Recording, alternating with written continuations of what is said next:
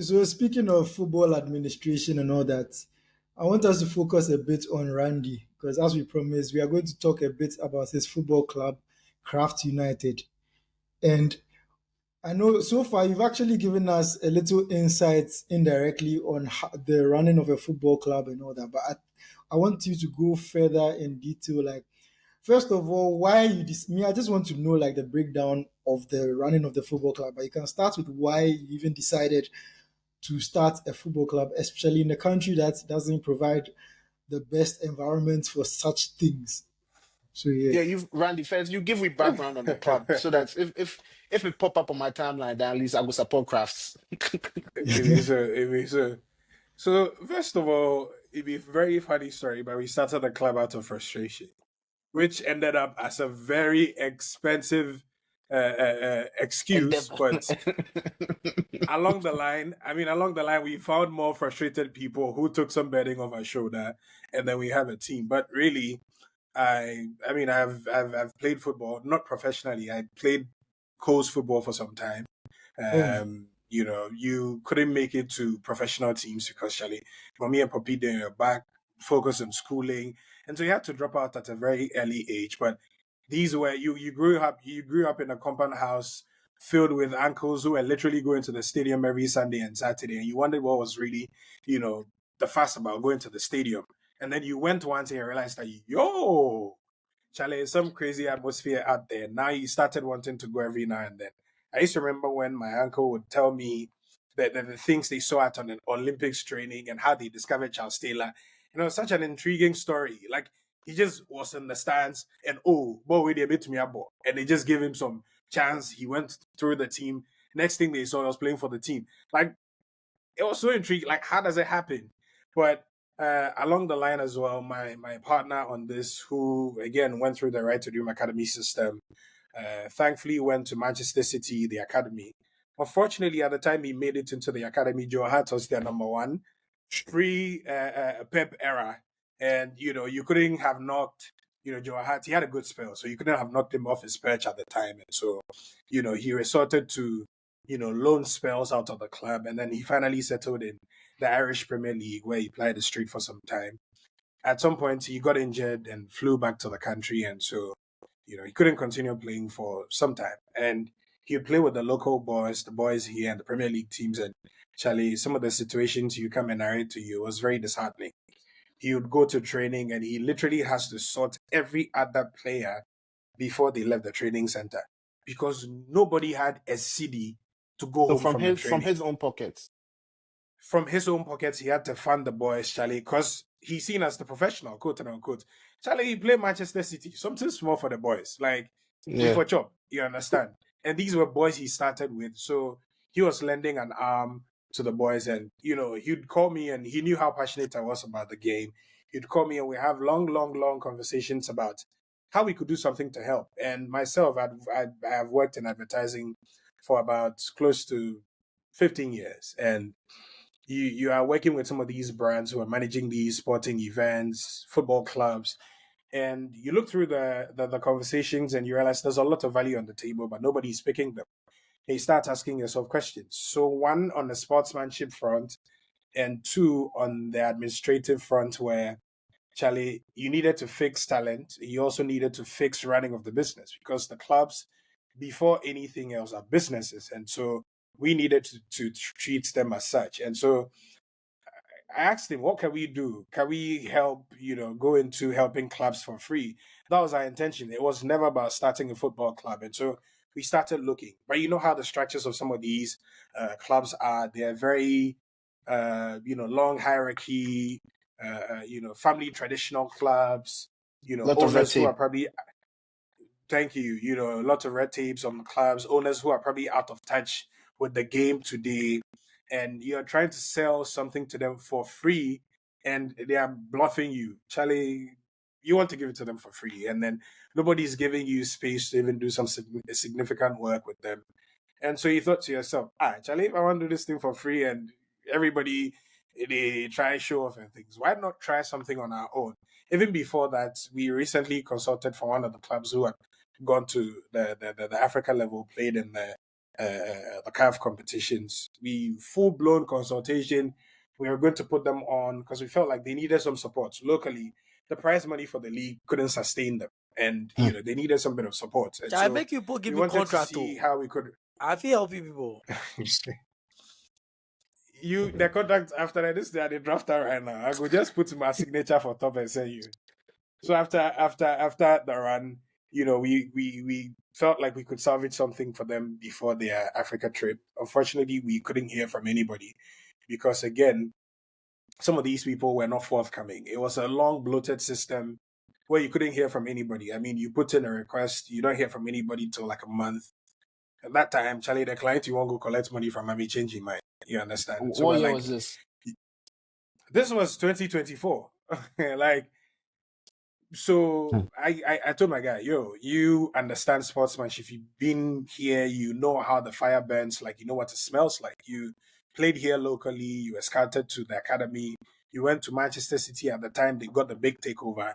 And so you sort of have an idea how this would look like. On my end, from brand positioning, from building the team, starting the journey for the team, and putting our best foot forward in terms of brand building, I resorted to the challenge, and we started speaking about how we could start something, and then we speak to some boys. Thankfully, like Crap would tell you, a lot of if you live within the Mamprobi, Dansoman, Latibiokoshi area, you see a lot of people who have been either through football, have played, or have been in administration for a long time, and so you resorted to sitting these people down for long hours. They'll tell you what you could do, you could speak to. And then they were quite resourceful. They'll give you numbers, they'll give you people you can talk to. And then we saw, it was actually fruitful. We started making the calls and we're like, guy, we could actually do this. And so what's our goal here? We can't start a football team because we feel like we're trying to help somebody for free and we couldn't. So we needed to get a bigger goal. And so, we looked around again, and back to the conversation about the footballing system having grown to become like a poultry system running here, where nobody is looking out for the local game, nobody's looking out for setting up a proper football club. Because I tell you for a fact, when last you saw Hearts of Oak sell a player for over $1 million, Especially in this economy, you should be able to at least prep them up and then ship them exactly to a lower European team just for that amount of money. Because it's gotten there. Everybody literally is looking at Charlie. I had a story about how an Ashgold marksman, got a contract in Europe for close to $2.5 million. The club wanted more money. Unfortunately, the window passed and they had to settle for like a $750K deal. And bro, that's like 1.25 million off what you ordinarily would have gotten. And some of these small things affect how we run as businesses. And generally, even off football, getting patient capital in this country is a headache. And so if you happen to be in a system where you're getting so many, the macroeconomics of the country is affecting you, because if you get an investor today for a football club, they are going to probably invest in USD. The FX market is not looking too good. That's going to put them off. There are so many things that would deter a possible investor to come into the market. And so if we as managers of the game also start to, I can get some 10K from some player and ship him without necessarily looking out for the game in the long run, nobody eats from here, because it's just until tomorrow we'll all come back and we say we don't have a team any longer because we sold all our players. We couldn't make any proper money out of them. We didn't have any money to sustain the running of the club. And so now we are out of business. We can't continue running games like that. And I tell you what, a chunk of the players, a lot of the local players who play here, if they're probably not signed to any proper management or don't have any agents who are looking out for them consistently, probably can't play in any top league or top club in Europe. And so you're either having to play here locally or having to travel around Africa, which probably at this point wouldn't be too big of a deal for a player who wants to live his life in Europe. And you're starting to look at the possibilities here for those who don't get to travel. Doesn't mean if you don't get to travel and all your 15, 20 year span as a local player, you don't get to travel, you're probably having to deal with non-payment of salaries. Like for all your 20 year span, like, bro, these were the questions we're asking ourselves because recently a Premier League team played and they had to field Division 2 players for non-payment of salaries. And you're asking yourself, how long until this stops? Because if I have a friend who is a parent, he get 1 or 2 kiddies, he play for a local Premier League club and can't even get a decent salary to take care of his family. And he's not getting any proper deals to go out of the country because, again, he's probably beating the time clock because he's probably, 26, 28. No proper Europe team will come from a 28. I mean, come on, realistically, from here. Unless you have proven to have done something significant for them to want you. But does it mean you're not making anything as a player here? The players are not taken very good care of. It's, again, back to business as usual. We ship them and we don't even care what happens to the players. I was told a story about how a very good player from Interallies with his agent flew to trials in a Serie A team. Deal was sent to them. The agent says, yo, the money is not enough, so you're not making the team. I'm like, how does that make sense? This was the guy's only outlet to go and prove a point and potentially make some more money and more value from the country he's going to. And even ripples back to the club you sent him from. Yeah. But yeah, for somebody's, myopic vision, oh yeah, the money no plenty, so don't go.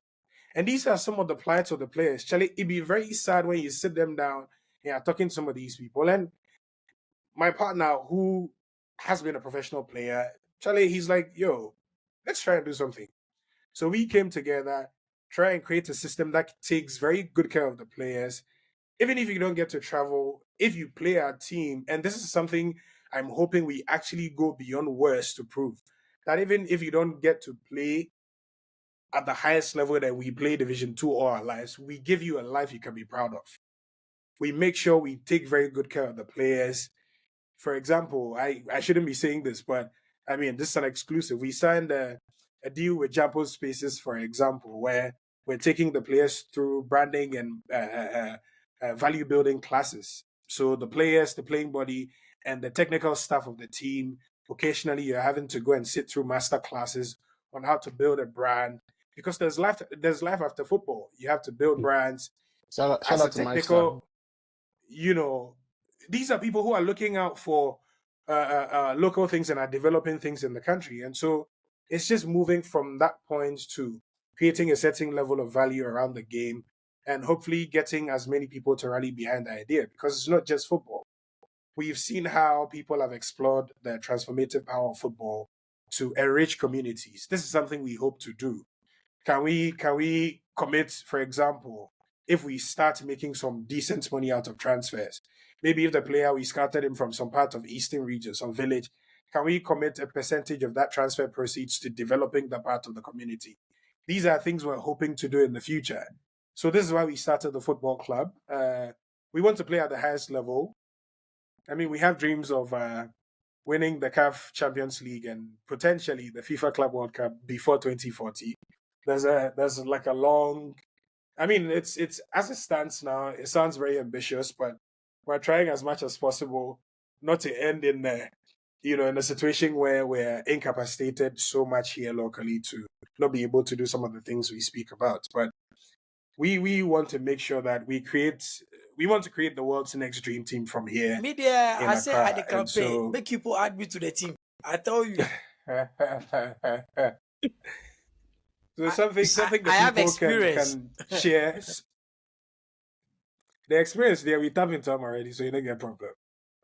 Something that people can brag about because again, today we're having to fight against tradition. All we are having to fight against as a club today is tradition. Accra had to focus 100 plus years. Great Olympics is 70 plus years. Kotoko is in that same, community or constituency. And you're having to fight against tradition. But is that all there is to, developing a football club? Can we manage the sportsmanship very well? When was the last time you saw a local player play a local league and made their way into the national team setup and got to become a stay and not just a visitor? These are things we're looking at. Fixing basic football and trying to create some level of quality we can send around the country and hopefully ship over, because that's good money anyway as well. So yeah, that's we're open to partners and people who share same vision Vision. or same ideas as we do. And just like Craig said, he's already on the team without knowing. He has signed the contract already. So yeah, that's how we started the club really. So speaking of being open to clubs and partners and all that, are you also looking at the possibility of maybe joining like a football group, like the way they have the City Football Group, Red Bull Football Group? Is this something that you are also considering, or you want to go at it alone on your own? I think I set myself up here, but yeah, I mean, I own the team, so yeah. The money there. That's just Okay. that's just by the way. So one of the things we also started was we wanted to create a pathway, sorry, for the players. So for example, if you start here, you probably travel to the Africa level, maybe like a team in Egypt where you have a much more competitive setup there. You play there and probably shipped into Europe, and then maybe you retire in the US, and then maybe you come back to Ghana. We have started that. We have started advanced stakeholder conversations with some people in Doma, Brongahafo region specifically, where we're starting another club there. This is post Craft has developed, but what we intend doing is to make that a pathway so you grow from there. There's a pathway to Accra. You're shipped over to the Africa level. You go out in Europe, and then retirement. There's a US market. We have had some conversations with people who have interests. I mean, to some extent, when we started, my partner got a call from somebody in Rwanda for the same reason. They wanted to rival some local clubs because they felt like they had been too comfortable. And so they were looking at the possibilities of taking over a club there and trying to replicate the same level of, management, sportsmanship, administration to that level. And so, yes, this is something we're pretty much open to. Obviously, once the deal is good, we're open to talk about that. But yeah, as for the long term, we're open to that. So far, what's the biggest challenge you faced or the biggest obstacle you faced? Because I know that's like Oh, I'll again let in you this land. environment. I'll let you. I'll let you land this money.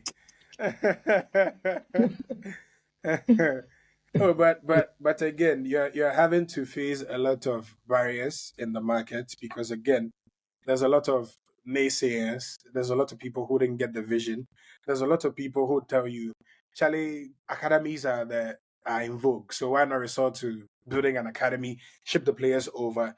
But the thing is, everybody creates an academy and we ship over the talent. We'll come back to this podcast, this table, and constantly talk about the How local shit national the team local setup league is. Yeah. not having quality enough to even grow to a certain level to start playing to win for trophies and everything. And so doing it right doesn't come easy. It takes somebody to at least say something and want to stick by it and want to do that.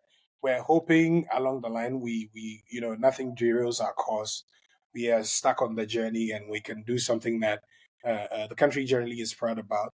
There's been so many challenges. I mean, we've had challenges with local regulatory bodies, internal issues from licensing, to where we can play, restrictions because you're a Division 2 club. You can't do this at this time. You can't spend too much beyond a certain threshold. And some of these things we're having to learn because it's one thing looking from the outside, it's another thing managing an actual football club here. It may be different because if you pick a model club from Europe, the systems would be different. So obviously, you would be having to deal with two different FAs, two different systems. And we've had to deal with so many crashes in terms of financing, where when we started, we had a chokehold on some level of financing from Europe. And so we had spoken to people with the help of my partner because he was a globetrotter. So he had, gone far and wide, sought investors and everything. So we got some decent, financing at the start of the project. And then once you start hearing how bad the economy is crashing, for example, some of these people are disinterested to continue the investment. And so at the time ideally we were supposed to launch the club with a soft event October 1st.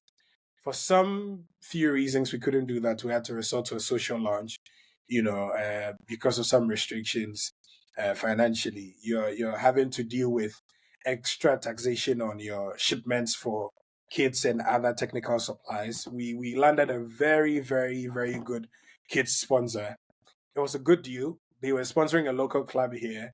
It's a world famous brand. We didn't land the deal, and so it wouldn't be Oh, fair to mention the We brand. speak on it. But they Yeah. sponsor a local, yeah, they sponsor a local Premier League team here. But when we did the math and we saw how much we were going to pay in taxes for having shipped over the jerseys and some of the kits and the supplies to Ghana, Charlie, it didn't make business sense. Let me put it that way. Charlie, make I For a make I startup, get back for you, eh? Make I get back for you. I'm gonna use them as I'm gonna pay the luggage, the luggage fee.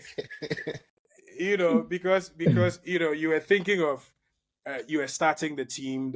The team needed some equipment to start trading with, and so you were looking at even air freights to even speed up the process. And then you're starting to get into that, and Charlie, the budgets they're hitting your head with. You're asking yourself if you can sustain the team by starting to pay some of these amounts. I mean, we know start season 7, you're having to cough up close to tens of thousands of dollars to pay for shipment, not even the jerseys and the equipment. And so, at a That be large extent, ridiculous. you start, at a large extent, you're asking yourself questions about sustainability of the model you want to run. Because again, you look around. I don't know if this was different in Crack's situation, but you speak to a lot of the players who play the lower divisions, and they tell you we don't get salaries. What we get are bonuses after every win, and it was shocking to me. What we probably, for example, would have done is if we are out of season because we're a small club, and realistically, we probably may not be able to pay full salaries when we are out of season. Can we get into a conversation where we halve your salaries? These are forward moving conversations you can potentially have with some of the players. They're reasonable. They would understand, and they can land on some decent Okay. contracts, and you can get things moving. But if you're having to think about some of these things, and it starts, check this thing off the box, and Charlie, even jerseys are becoming a headache. And so now you have to resort to an equally good local partner. These are some of the things you have to deal with. For some weeks ago, we had to organize a scouting event for some visa issues. Some of the agents and scouts who were supposed to travel to the country to witness that couldn't come, unfortunately, and so we had to reschedule the scouting event. And so these are some of the challenges. There've been a lot of internal challenges which I probably can't touch on now. But on the outside, these are some of the things you've had to deal with. And you can't go and tell somebody, a bank, to loan you money, because what the bank cares about is your credits. You're depositing money, and that's what they care about. They don't care what you want to do for the football country, and nobody cares. And reasonably so, they need to balance their books. And it's been proving time and time again that businesses of that level, if, for example, a club like Samatex, having won the Premier League, can get some decent sponsorship to Africa, you're starting to ask questions that, is it really sustainable?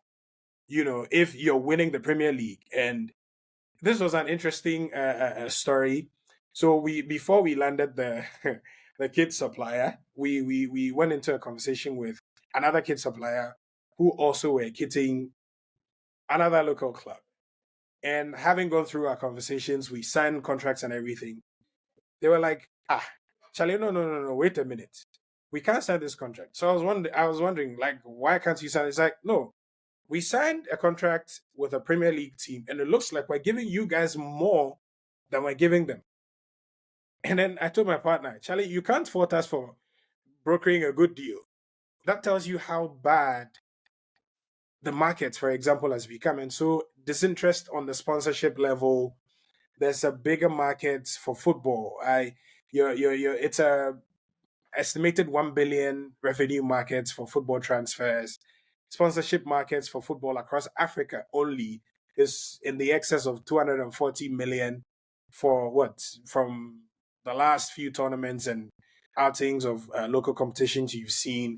We've seen the investments by FIFA, by CAF, infrastructural shifts in the local market where Casa Trasaco with the Italian consulate are building academies and linking them back to the Juventus system. We're seeing the Accra Lions system having built a very, very robust system where they're grooming actual players. And you could see, testament to the fact that they're doing some good work, you could see a David Odro, a left back, who ordinarily wasn't playing your buoyant, flamboyant looking Premier League club, Accra Lions. I mean, they were second for a reason, kudos to them, but they are not your bread and butter when it comes to local football here, having made their way directly to the Barcelona setup. And that's a very, very, very big deal. These are things we're looking at, and these are things that give us, some level of assurance that we can look on something, we can look at some level of blueprints to do something at least. And so the challenges will come, but we are hoping they don't phase us much to even want to give up. I don't know if Crack has given up, but Charlie, I want to know some of the challenges he faced, especially having run this for a longer period here in the market. It's not about giving up per se, because I come from a typical football background and a football neighborhood, so it's something that is around me. So it's not about giving up, because the players still come and press my bell. Those that couldn't make it because of injuries and all, they still come and press my bell. Some of them that are even playing in Division Ones and all.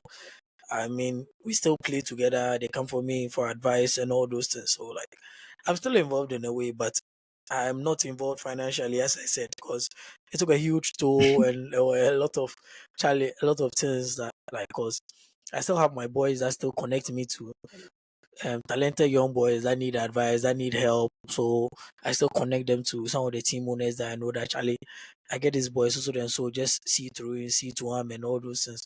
So giving up, no, I can't give up because football is something that is a part of me. But as to me being invested and all those things, nah, I took a back seat because there was a lot going on, because the plans we intended didn't happen. Like it didn't materialize because the financial side of it, the progress of it, everything had to be halted. So, and we're even doing our community league where we had investors, sponsors in it, like, just to keep the kids away from the street to do bad things and all those things. Those that are still playing, because some of them, as you are saying, the people that play Division 3 and 6, they don't pay them. They just give you, like, you come and play match, they give you 20 CDs or 50 CDs just to go back home and all those things. Some of them don't even get the proper, like, medical. Like, if you ask Philemon Smiley, I've linked most of my players to him. Like, I know this doctor, I will pay for your scan, go scan, make this doctor. So I use most of my friends that are doctors, nurses, to help these boys X-ray and all those things. I still do that because most of the Division 3 entities, they are not well equipped to help these boys. And if you don't do it early, in future it will worry you. I've had players actually, some of the injuries weren't taken care properly. Right now, proper scouts from abroad come. Right now, they pass, they go and do medicals and realize that, Charlie, hey, your bone here shifts, your ankle, Charlie, bro. Wait, then they cry, come my day. You understand? And it's hard to overlook those things. So, where I can help some of them, I still help.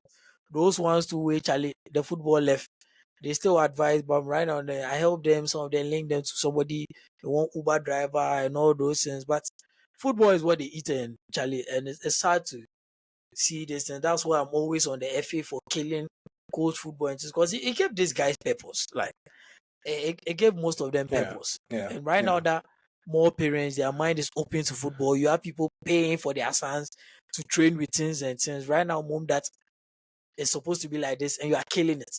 You about the time where you have to go to school, you don't go and play football, mom.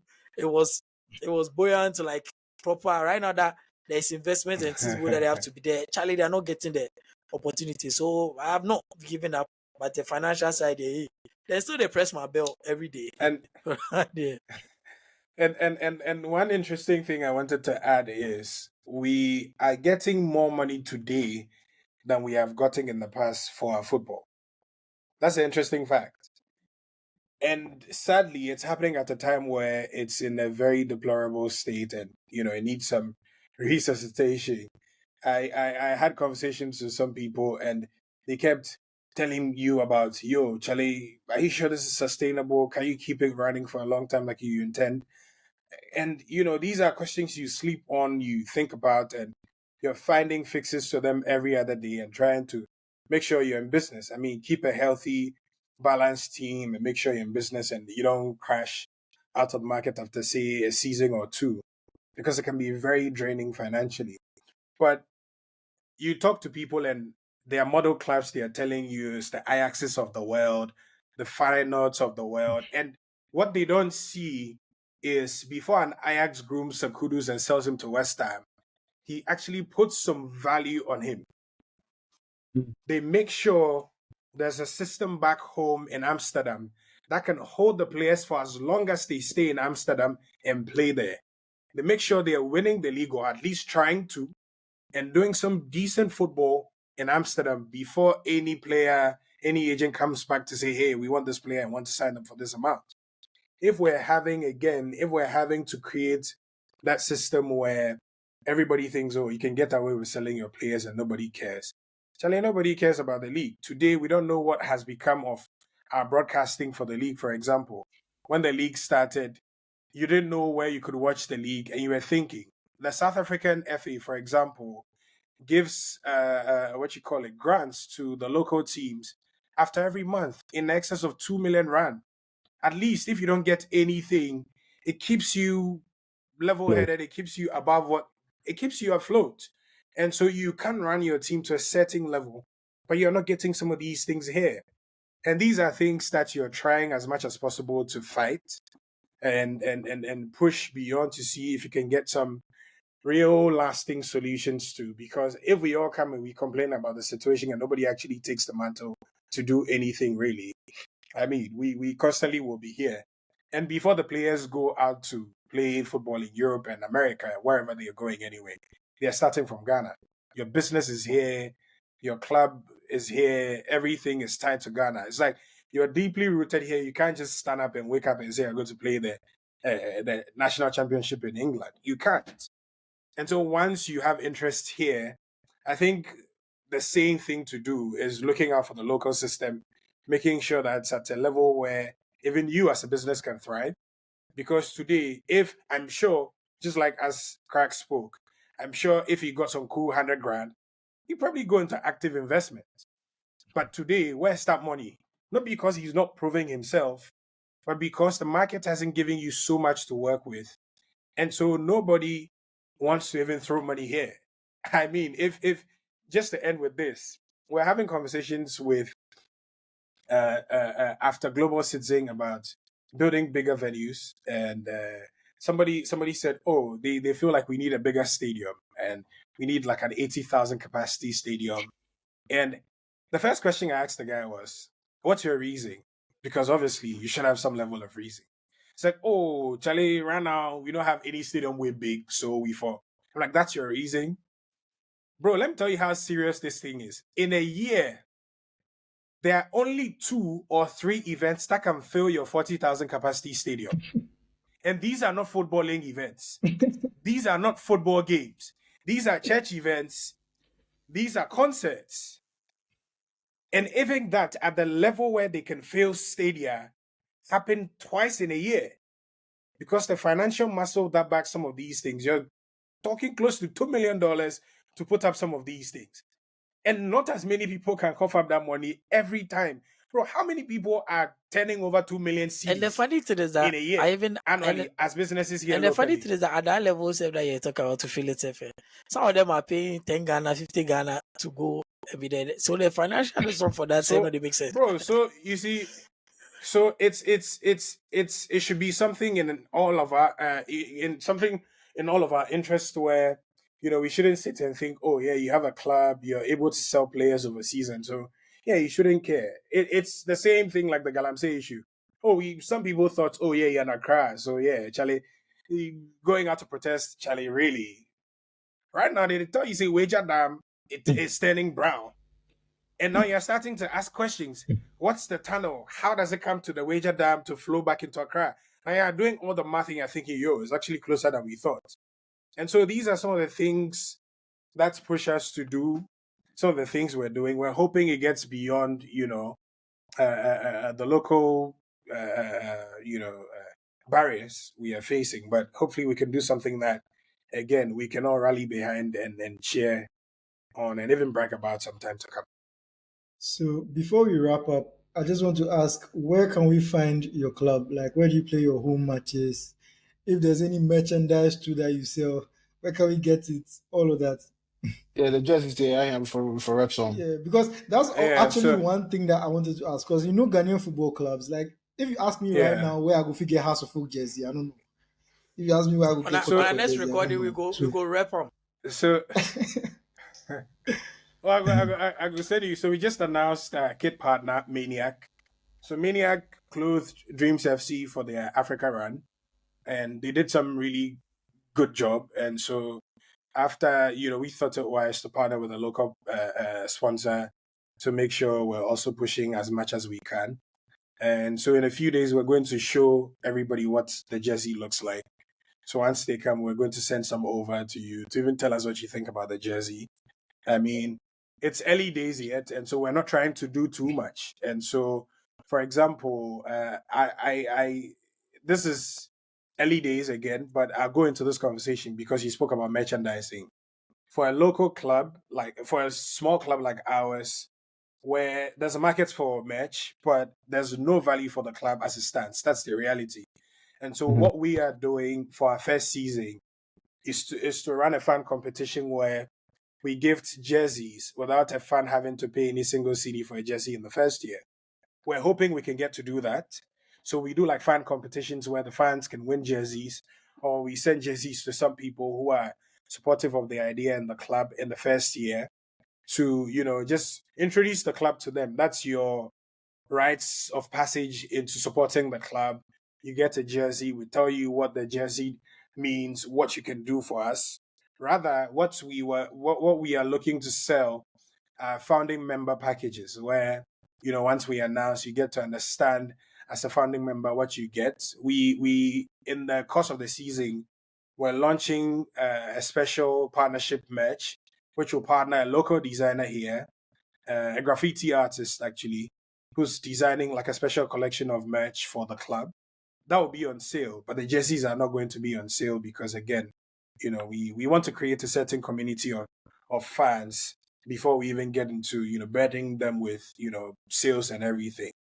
And so once we get into that, once the special merch collection comes, we can, put that on sale And and another thing, everybody can get a piece of where that. it's even an opportunity for your team since it's up and coming. It will actually be good for ATW to even be a silent this one for you because people have been trying to get us on, but we've not really been forthcoming as well. So I think with this is something where like we can also promote and push because it's a Ghanaian own, it's one of our own, and we can even work something out behind the scenes where we have a segment about updating your team, talking about it and pushing it as well. Because most of the sports, this one on YouTube, on Spotify, it says they are not doing numbers like us. You understand? Right now, we've carved that niche for Talk ourselves, about and it. honestly, Talk we about are it. doing well. So this is also going to behind after that we can actually talk about ways which we can both help each other as well because this is something that's an opportunity for you to capitalize in as well. So yeah. Charlie, thanks. Thanks a lot. I don't take this lightly. And I was going to ask Smiley a question. So I listened to this episode where you're talking about how you grew the ATW pages on socials to get to a certain level. And right now I come, so I can't ask for small tips on how to grow our socials to make a ship over to the social team. Big day today know how to go around building Honestly, I think the best thing is when maybe you can identify. Wait, that's The way you Yeah. give this information for free there, hey, you forgot this oh out now. no. You see, You forgot this. You and forgot this out. and even smiley. I've been That gone why too long for you I dey just to try. be You know what? giving That's advice why like this I for dey try free. cut Go smiley. feed running go See, ship am free home. game. No, Free that's game. why I like try cut smiley off because what we did it might not necessarily work for Randy, but other people go steal them. That's why they try Yeah, cut you off to exactly. say I go because I Make you know I what you have go censor ideas. that I have part. ideas for you, Randy. Make you don't worry. I get ideas for right now. I did the digital marketing space, so I get ideas for how you can That's right. Yeah, grow, we go you see can you grow. behind Yeah, the we go. scenes, Smiley, I beg but you. This man, also, Yeah, cut him out. Oh. Cut him out. yeah. no way. See, guys, we have to cut out what Smiley answered. We can't give out that information for Nah, free. no If you way. like, his socials, Nah. Smiley the Third, you can reach him out on Twitter privately. So from But this yeah, point on, again, we've cut it out. Thank you. but yeah, again, your club, like where to find you if we want to come and watch you for the week, like we want to spend the weekend watching your club, Oh yeah. all of that. Yeah. So the season hasn't started for us, and so we're still in advanced conversations with some of the venue owners to find a match day venue. We're looking at playing our games in Legon. So that's something we're looking at The because new Legon Stadium. uh, so there's a park Smaller part. in Legon as Okay, well. okay. I think I played Not there the before. Ajax, so not the Ajax Park, but there's Oh, another not the park. Ajax Park. It's used for the rugby games mostly. It has a Oh, okay. decent seating capacity. It's a good field, for small club, get to grow the team, grow the community around. And I mean, the reason why you'd ask yourself why we're doing that, because we're based in Dansoman. We looked for some facility, and at the level we wanted, we wanted a friendly facility for the players. Also, you're looking at their health moving forward, and you didn't really get to any consensus with some of these people, but we're still looking in the community, and if we're able to find some facilities there, we'll pick that as well. But we're training in Dansoman. Once the matches come out, the FA or the GAFA announces, that's the regional FA. Once they announce what the itinerary for the season looks like, we'll be sure to communicate that, and where to support the team from, where our matches are going to be played, and what our first match would even look like. We're doing like a 4-match preseason, which will start somewhere end of October. And so once we're able to, finalize on the teams as well, that will be put out, because some of these people we want to play are either pre-seasoning or bigger clubs in Division One who have also started playing their leagues, and so their schedules are a bit shaky, but we're still working around that to make sure we can land some decent opposition to play against before the league season starts. Oh, So me yes, man, yeah, I go you can follow I us on go our fit gather some socials. strong first 11 for man. Probably the things come play you for that. Someone make you over you. Charlie, we beg. At least let's get some win streak for some time before you can't test me with some players. I beg you. But yeah, you Yeah. can follow our socials, Crafte United, on all socials. Crafte United, CRAFTE United, on all socials. It's a small account, so we're growing by the day. We're hoping you like the content we put out constantly, and we're open for feedback. And so if you have any recommendations whatsoever, we're happy to hear them. We want to build a community club, and so if you feel we should sack our coach like you want us to sack Otoado, we don't mind. If you feel like we should do a crowdfunding to sign Kudus, we're open to that. Unless you make we ultras or season ticket holders, then fine and give it Yeah, and all that. So if yeah, you're offering all those things, then yeah, yeah, sure, we go yeah, take out. yeah. You So know, this week, mm, just this week, we're announcing founding member package. So that would come with a seasonal ticket. That would come with a dedicated membership package per se. You'd at some point get a discounted share price when you want to invest in the club.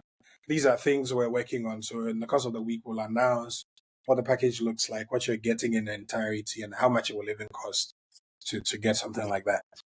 Good. Because at the end of the day, that's what football has become like that now anyway. But then that's what it's always been about: fostering community, Yeah. engaging them, bringing them in so that they can see the value in which they are putting their time, money, and support into. So at least if we have such forward thinking clubs right now, and I'm not saying that any of the other clubs aren't doing that, but then, actually engaging us and, trying to find some ground, what we are looking for and what you are also able to offer to, we appreciate that as well. So thank you for that. and I think actually, just before we end that part, I think one thing that could work in your favor is the fact that you're playing in the Legon area. So the fact that you have university students around you, you could also reach out to them and let them form your core fan base, so that like they start.